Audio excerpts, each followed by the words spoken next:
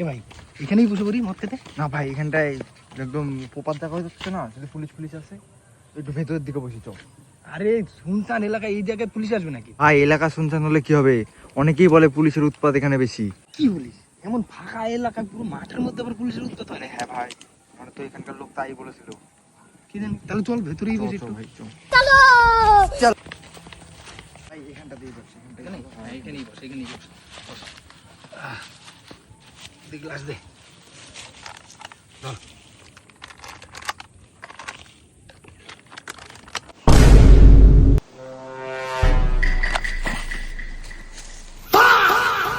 দাদা কেউ আছো এই জায়গায়? হ্যাঁ আমরা আছি, বলো কি দরকার?